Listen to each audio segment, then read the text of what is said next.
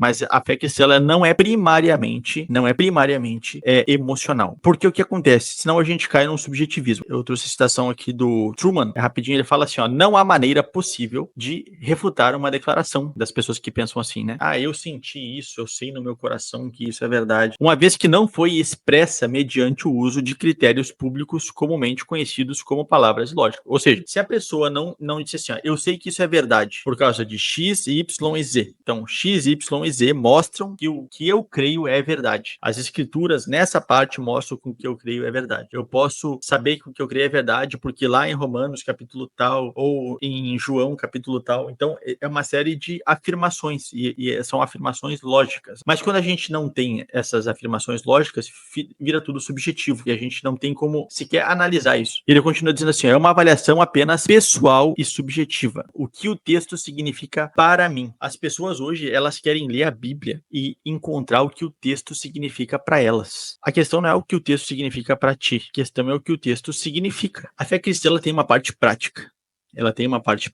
Ela precisa ser vivida, a fé cristã, certo?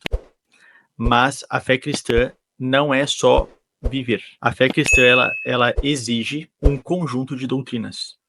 Ela exige a transmissão de palavras. Ela exige a transmissão de um ensinamento.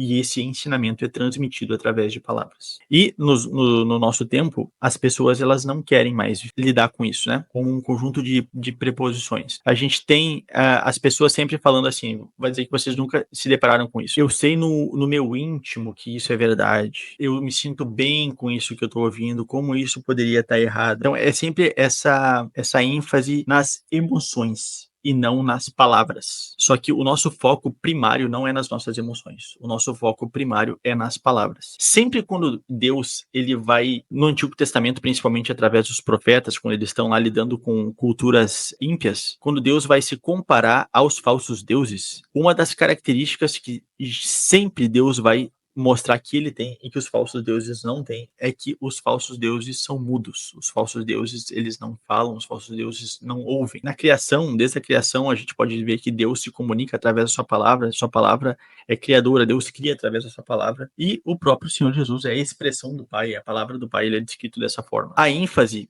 da fé cristã, ela não é em emoções. Com isso, não estou dizendo que não existam emoções. Existem emoções e as emoções, elas são importantes. Mas as emoções, elas derivam do nosso entendimento a respeito de Deus. Então, nós precisamos entender quem Deus é, nós precisamos entender o que Deus faz. E quando nós entendemos quem Deus é, o que Deus faz por nós, aí nós temos as nossas emoções. Mas a fé cristã, ela não é primariamente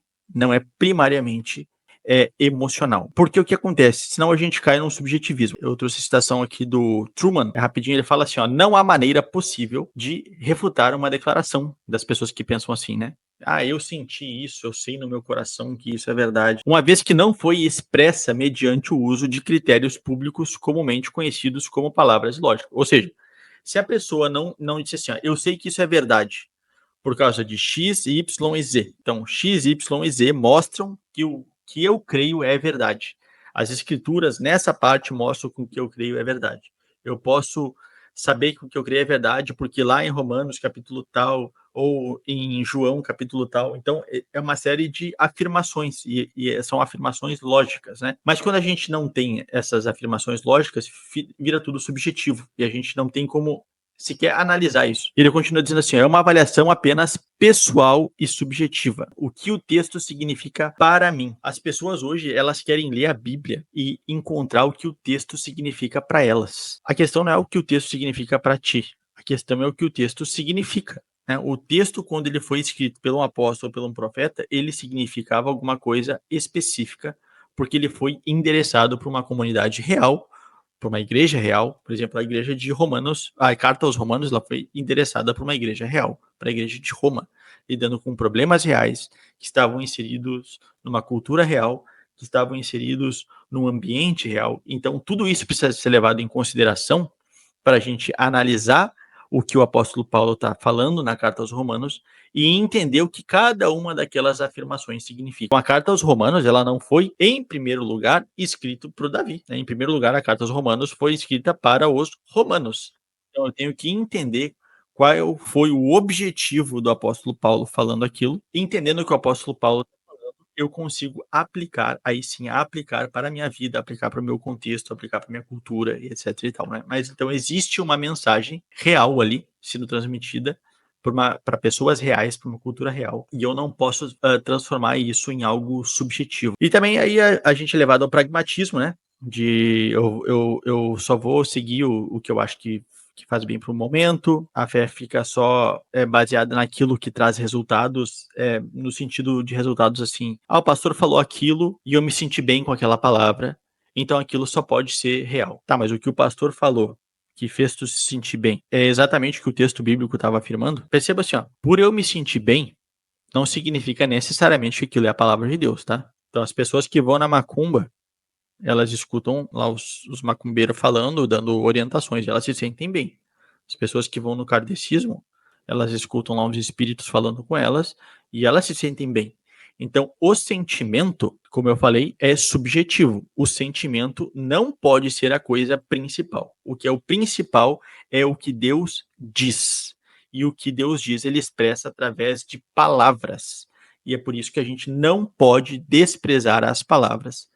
E o credo, né, os documentos confessionais, eles têm exatamente essa função de transmitir às gerações aquilo que é falado, né? Em 1 Coríntios aqui, deixa eu só abrir rapidinho aqui. 1 Coríntios 15. Também vos notifico, irmãos, o evangelho que já vos tenho anunciado, o qual também recebestes e no qual também permaneceis, pelo qual também sois salvos, se o retiverdes tal como eu vos tenho anunciado, se não é que crestes em vão. Olha, então, existe um evangelho que ele é transmitido através de palavras. O apóstolo Paulo transmitiu o evangelho através de palavras, e essas palavras, da mesma forma que ele transmitiu as palavras, não podem ser mudadas, o significado das palavras não pode ser alterado, a gente tem que reter tal como ele anunciou, isso que ele está falando para os coríntios. E aí ele dá um resumo do evangelho que ele anunciou, porque primeiramente eu vos entreguei o que também recebi, que Cristo morreu por nossos pecados, segundo as escrituras, e que foi sepultado e que ressuscitou ao terceiro dia, segundo as escrituras. Então, olha só, existe um evangelho exposto através de palavras, e esse evangelho exposto através de palavras ele não podia ser alterado. E essa é a função dos credos, das confissões. Né? Qual a função do credo apostólico? A função do credo apostólico é resumir o evangelho. Essa é a função do credo apostólico, resumir o evangelho. Então nós pegamos o cerne do evangelho, que é Jesus Cristo, a sua pessoa, por isso que ele ocupa a maior parte do credo apostólico, e nós sintetizamos Jesus, a sua doutrina, a sua obra, a sua vida, naqueles artigos do credo, e nós confessamos, então, que cremos no evangelho quando nós recitamos o credo apostólico. Então, a nossa fé não é no credo, né? Nós não cremos no credo. Minha fé está alicerçada no credo apostólico. Não, a minha fé está alicerçada no evangelho, que é resumido através do credo apostólico. Então, a igreja elaborou esses documentos com a finalidade de resumir o evangelho para que ficasse mais didático, para que nós compreendêssemos de uma forma melhor, fica mais fácil de eu ensinar, por exemplo, quando eu ensino meu filho, eu posso resumir o evangelho através do credo e eu posso ensinar o evangelho através dos artigos que o credo fornece, né? Então, por exemplo, creio em Deus Pai. Então, eu posso falar a respeito da paternidade de Deus, da pessoa do Pai, para o meu filho ou para quem quer que seja, através de artigos que estão resumidos, né?